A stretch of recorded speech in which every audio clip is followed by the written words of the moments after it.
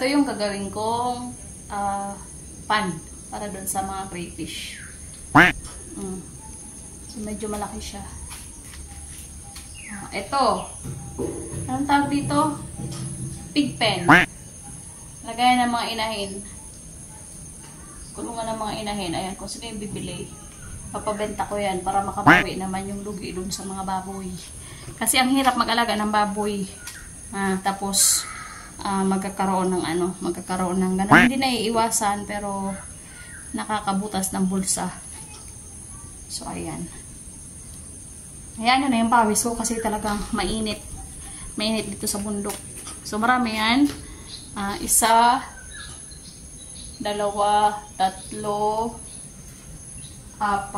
5. Pero yung isa ata hindi sa amin dun kay kuya. Yan ang gagawin ko. Iko-convert ko to para dun sa crayfish. So, ayan. Nag-i-start pa naman kami. Ayan ang gagawin namin. Init. Ang bahay dito. Wala naman ditong bahay na bahay ng kapatid ng ni Lover Boy. Ito hindi naman sa amin to, doon yan sa kumpare ko. Ewan ko kung anong plano dyan, paring mo. Andito yung hinahanap nyo, oh. Oh.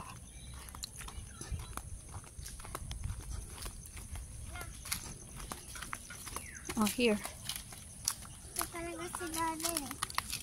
Give mo kay Dada.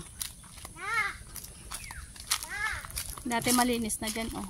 Ngayon, wala na naman. Ayan, oh. Binili yan, pero nagkalat lang dito. Wala. Since nagkanda matay yung baboy, nawalan silang gana dito.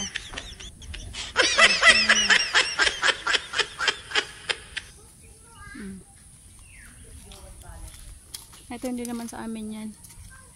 Kaya hindi naman sa amin lahat yan. Hati yan. Doon sa kumpare niya.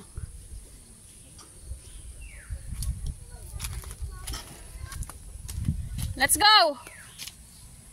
Ano maandar da eh? Ano? Problema na sa sasakyan na to. Pag hininto po, pag i-start mo na, hindi naman siya mag-start. Sinong bibili nito? Ibibenta ko na, oh. Parehistro nyo na lang. Bibili kami ng red na car. Diba? Bibili tayo ng red na car? Oh. Anong klaseng car ang gusto mo? May mga ant. Yan ang problema nitong sasakyan na to. Matagal din kasi itong na-stock dun sa binilihan. Old model to. Pang ano lang.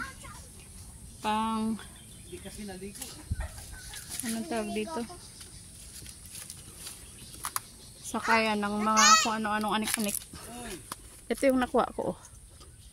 Ang lagay sa crayfish. Hindi kasama yung dahon. Ay, hindi kasama yung plastic. Nanguha pa rin ng bayabas. 4. What? May buksan po. Andan yung sa'yo, binigay ko po yung isa, ah. Okay.